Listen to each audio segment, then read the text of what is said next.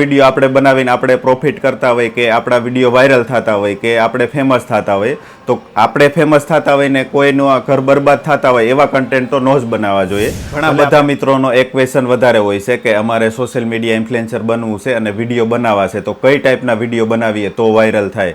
તો મારો એક જ આન્સર છે કે મિત્રો તમારે વિડીયો એ ટાઈપના બનાવવાના કે અટાણે પબ્લિકને રોદે ચડાવવાના ને એવા બધા કન્ટેન્ટ તો બહુ છે. રોદે એટલે કે આખા ટલ્લે ચડાવી દે પબ્લિકને કે હું કરું હું ન કરું. દાખલા તરીકે આજે એક કન્ટેન્ટ એવું આવે કે આમ કરવું, હવે કાલે એક કન્ટેન્ટ એવું આવે કે આમ કરવું. એટલે પબ્લિક આખી ટૂંકમાં રોદે ચડી જાય ને એવા કન્ટેન્ટ બહુ છે.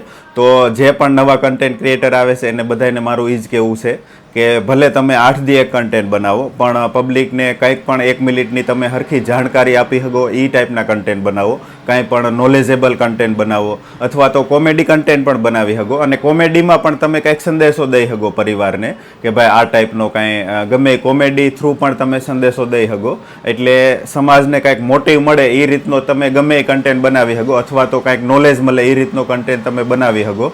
પણ સમાજને નુકસાની જાય અને પરિવારને નુકસાની જાય એવા કન્ટેન્ટ તો તમે નો જ બનાવતા, કારણ કે એમાં કોકના પરિવારને બરબાદી થાય. તો એવા વિડીયો આપણે બનાવીને આપણે પ્રોફિટ કરતા હોય કે આપણા વિડીયો વાયરલ થતા હોય કે આપણે ફેમસ થતા હોય તો આપણે ફેમસ થતા હોય ને કોઈનું ઘર બરબાદ થતા હોય એવા કન્ટેન્ટ તો નો જ બનાવવા જોઈએ.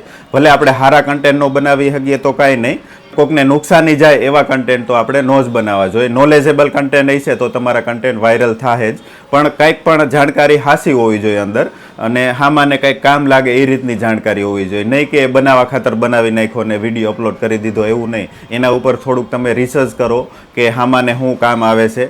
અને 2 મિનિટનો વિડીયો બનતો હોય તો એમાં તમે એની ઉપર એટલું કામ કરો કે 2 મિનિટને હું 1 મિનિટમાં કઈ રીતે પ્રેઝન્ટ કરી શકું. એટલે હામાનો ટાઈમ પણ ઓછો બગડે અને બેસ્ટ રીતે તમે એને માહિતી દઈ શકો.